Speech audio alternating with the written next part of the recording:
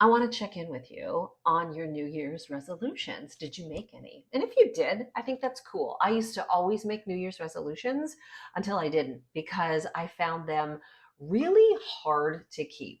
So, for the last few years, I've sat back and I've just made some quiet goals in January, some loose goals. And as I'm moving into February with some consistency of health habits, I'm actually starting to call them soft goals.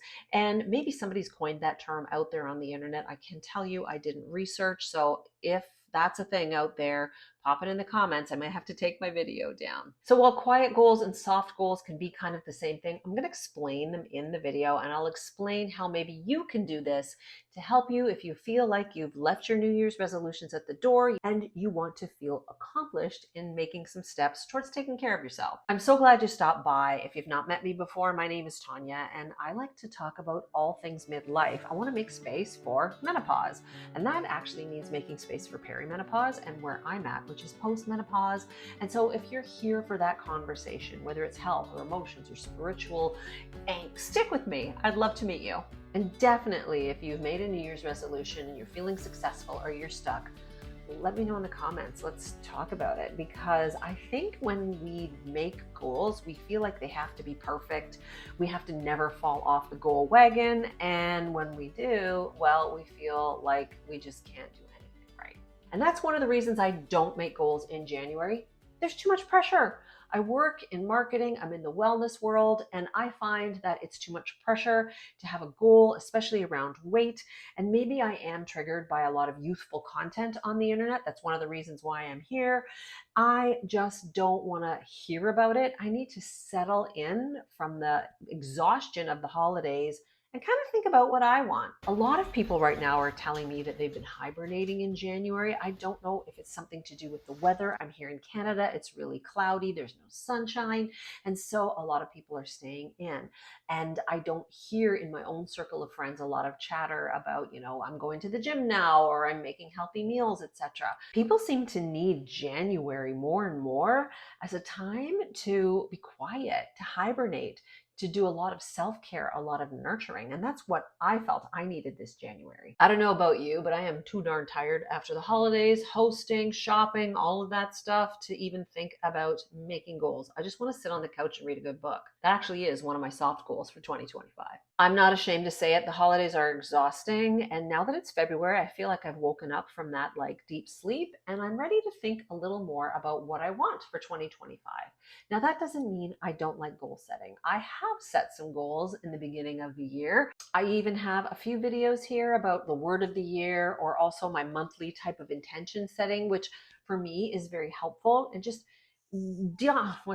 dialing down how I want to feel month per month. And January, I just wanted to feel rested and cared for, even if it meant that I had to do the caring. I have found over the years, especially setting weight loss goals for myself in January, that when I couldn't reach them, I felt a lot of shame. And the older we get, the more our bodies change. I find I myself am struggling with that kind of acceptance of how I look, how things are changing. And so I'm just here to understand myself a little bit more while I still try and be healthy, whatever that means, and just give myself some grace. I'm also the person that naturally, after about 4 weeks of holidays, extra food, alcohol, sweets, indulgence, however you want to put it, I naturally shift into craving more fresh foods, not wanting to eat so much in January. So I don't feel like I need this blanket statement of I'm going to be healthier, or I'm going to eat less calories, or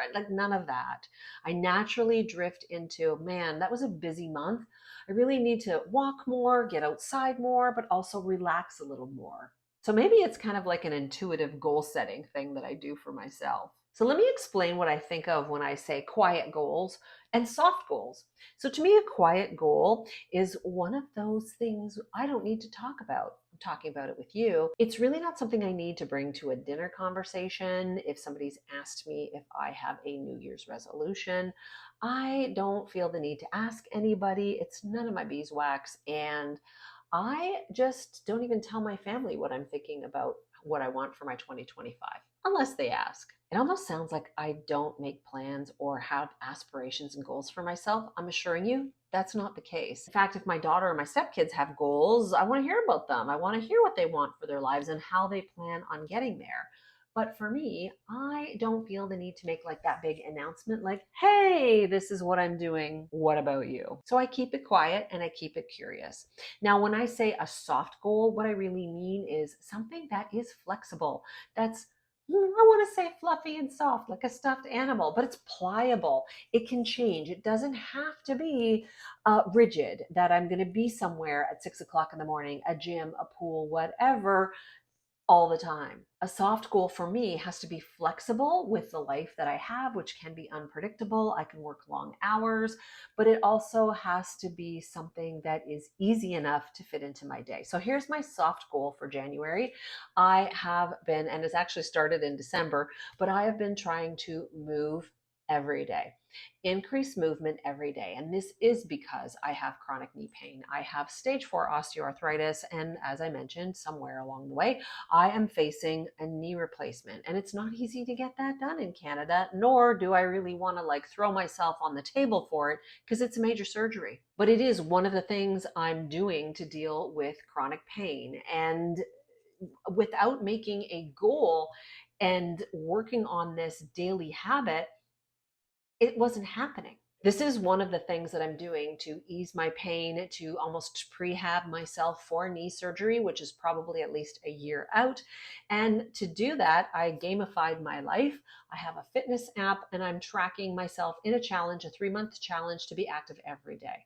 And so that's a soft goal for me because I'm not saying I'm going to run 5 miles for 5 days a week, which you can. That it could be more like a SMART goal where you set something up really, really specific and those can work for people. I have really needed to come back to all of this taking care of myself in a different perspective. I didn't want to set goals up like that because I never know what my pain is going to be like. I really just want to make sure that I'm getting a variety of movement and that I'm doing it every day. So I enter it into an app and it's kind of fun. I'm all by myself. I feel like I have, a team. It sounds so crazy. But I enter it into an app. And so it's been motivating for me just to see that I did the daily thing, not how much, not with whom, not the length, not the calories, none of it.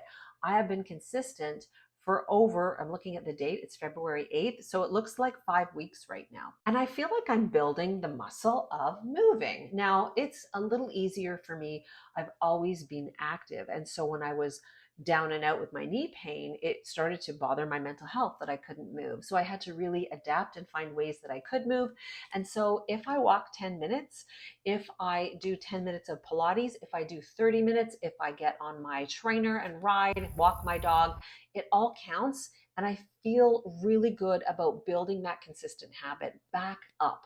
So this is what I mean by a soft goal, something that is massageable, flexible, and small enough so that if my day does go to hell in a handbasket with work or I sleep in, because I'm telling you, with these shorter days, I have wanted to sleep in and I can't sleep at night either sometimes. Well, you know what? Fitting in 10 minutes of movement, even if it's just Pilates, that is an accomplishment for me and I'm going to take it. So for you, if you are struggling with a health goal, what can you do to make it softer? Do you have to tell everybody? Can you make it quiet? I think we need to normalize the fact that no matter what we do, it's it sometimes mistakes happen, or not mistakes, but you fall off the wagon kind of thing. Like life gets in the way and you don't do the consistency, and normalize getting back up and trying again. That's really the gold.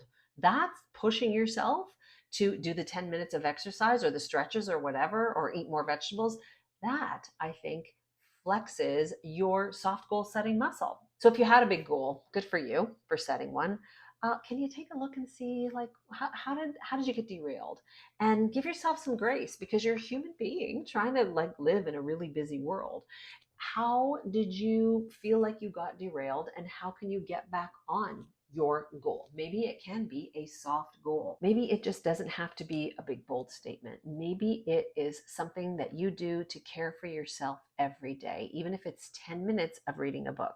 I have a video about a monthly goal setting process. And I say goal setting because I think that's what people relate to, but it really is more of a setting of an intention. How do you want to feel this month in February? How do you want to feel?